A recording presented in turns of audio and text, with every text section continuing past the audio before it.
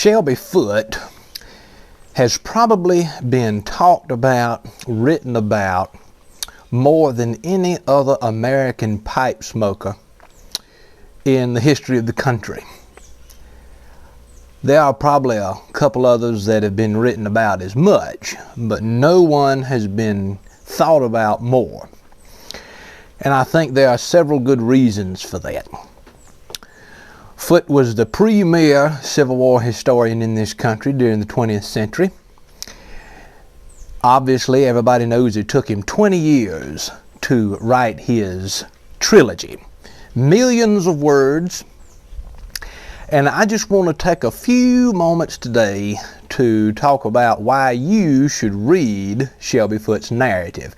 Not simply know about him as a pipe smoker, but read him as a historian and a novelist. In the pipe today, I have a Peterson 264, Irish Harp Sandblast. Probably can't see it too real good from this distance, but in it I have Mr. Foote's blend, Shiloh as it is sometimes called, 2/3 Edward G. Robertson, 1/3 half and half. That mixture in and of itself was not favorable to me, so I modified it. I put a few drops of Captain Morgan's spiced rum in it, and I let it sit for at least 6 months before I opened the jar back up. And I really prefer it with the rum in it compared to not having the rum in it.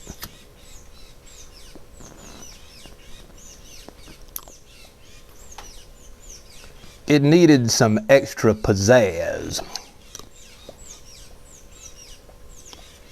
I first read Mr. Foote's History of the Civil War when I was 19 years old. Actually, the summer I turned 19 years old. I have since reread it twice for a total of 3 times, and I'm due for my 4th reading.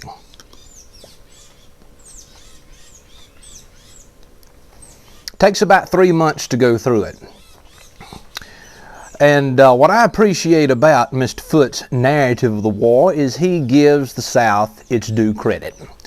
He does not lambaste the Confederacy as a bastion of immorality.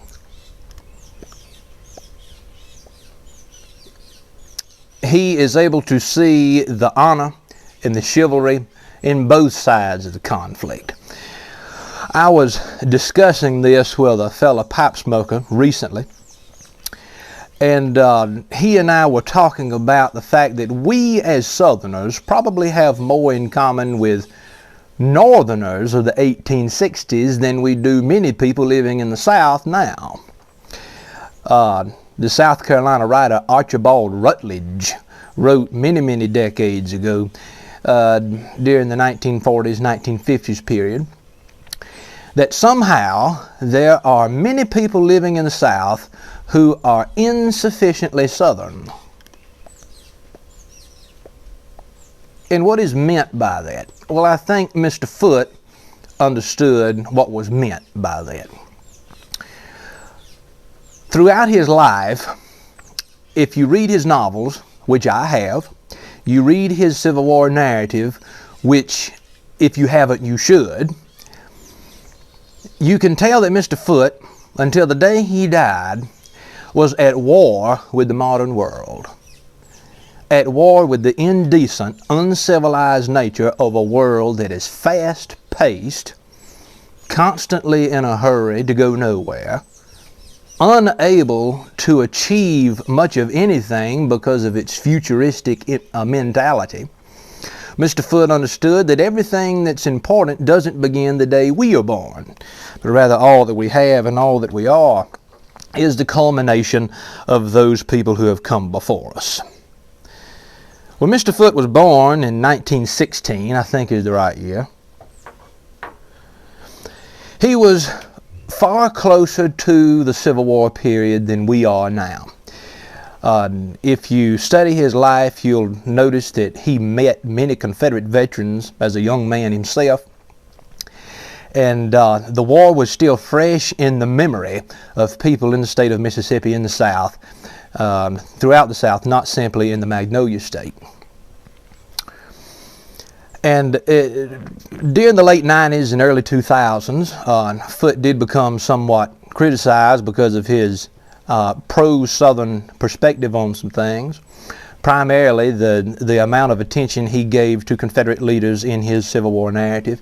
And by the way, what has got me on this today is the 159th anniversary of the first day's fighting at the Battle of Gettysburg, Pennsylvania. I am in a Civil War mood this week. I'm taking my annual trip to the Gettysburg battlefield next week. And while I'm up there, I will, of course, be visiting Mr. Boswell's shop in Chambersburg.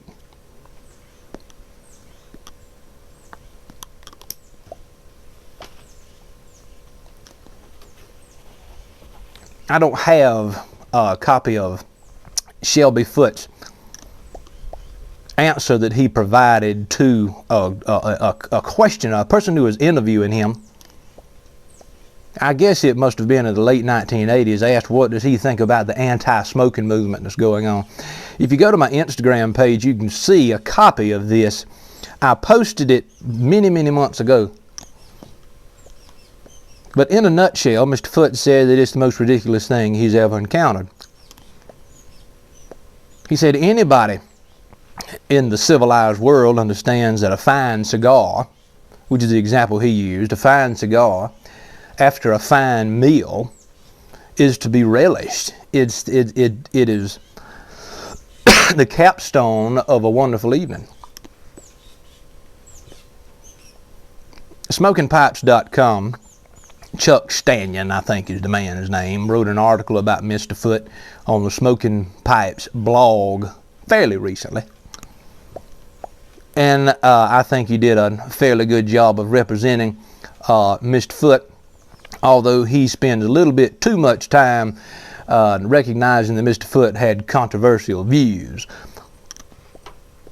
I do not see where Mr. Foote's views were in any way controversial, especially if you consider the amount of research the man put into it, into his history of the war, and if you consider the time and place in which he was born. 1916 is far different from 2022. And I am not primarily talking about questions of race. I am talking about questions of the entire standard, the system by which men judged one another was entirely foreign in the early 20th century compared to what it is now. There was a standard of honor. There was still in the South especially a sense of chivalry. And unfortunately today a lot of that has been lost. But I don't think many pipe smokers are drawn to Shelby Foote because of his Civil War narrative. I don't think 95% of the people who know about Foote and who also smoke a pipe have ever read one word of Mr. Foote. So I do want to encourage you to actually read the man, but at the same time I want you to think about what he stands for as a representative of the pipe community. There are a few photographs of Mr. Foote with his pipe, and I believe that might have been on purpose. But pipe people, regardless as to what part of the country you're from, it doesn't matter if you are historically minded or not. I think that in general, pipe people share Mr. Foote's disdain towards the modern world in which we live. This notion that gentlemen no longer exist, that honor no longer exists. I was in a history class years ago as an undergraduate student, and one of the professors I had, history professor, he was talking about the latter 2 years of the war period, 64 and 65.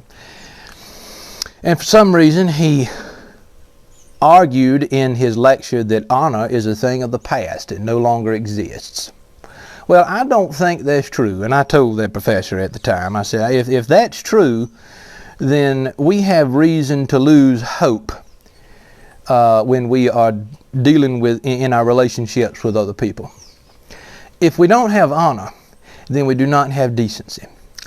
If we don't have decency, we have no civilization. And if we can't respect one another and deal in a civilized manner with one another, even if we strongly disagree with one another, then what's the point in calling ourselves human at all? We may as well join the animal kingdom if we can't do better than that.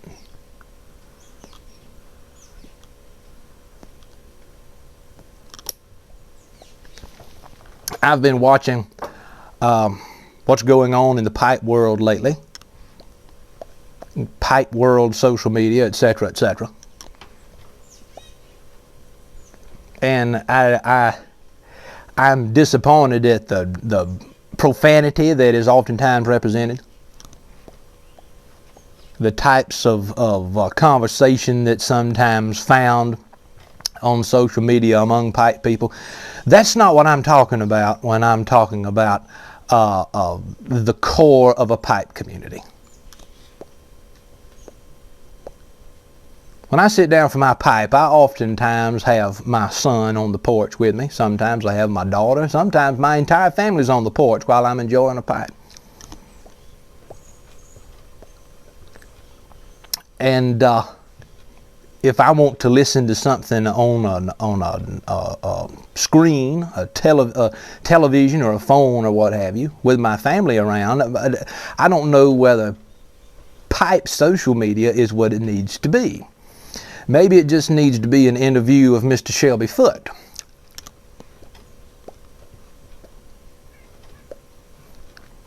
But Foote's books continue to matter because he recognized the important role that a historian plays in our society, but more than that, he identified himself as a novelist. When I was in graduate school, I would often go to the library and have to read through some fairly turgid literature to do some research, to write a paper or so forth. And when I wanted to clear my mind, when I wanted to restore sanity, I would go to the Civil War section of the library and pull out Mr. Foote's trilogy and read some material from it. And now that I think on it, I can't remember one time when Mr. Foote's trilogy was ever not on the shelf. Apparently, even at that time, few people in graduate school, few people in colleges were interested in reading him. And so I think the importance of Mr. Foote for the pipe community lies far less in the type of tobacco he smoked, far less in the kinds of pipes he enjoyed.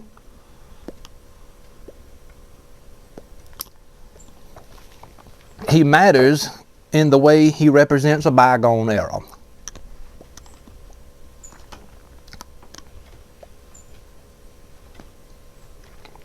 He didn't put up with nonsense. He did not tolerate laziness among scholars, among writers. And he didn't read trash. I would give just about anything to be able to visit Mr. Foote's home in Memphis, Tennessee while he was still living, before it was sold, before they auctioned off a lot of his items after his death, just to see what kinds of books were on his shelf, what it felt like to be in that room, and what it would have been like to share a bowl with the man. As pipe smokers, let's strive to be better people, to read good material, to be decent, honorable, upstanding gentlemen, people who show respect to others in a way that's noticeable and lasting. I'm Alan Harrelson. Thank you for stopping by the Pipe Cottage today.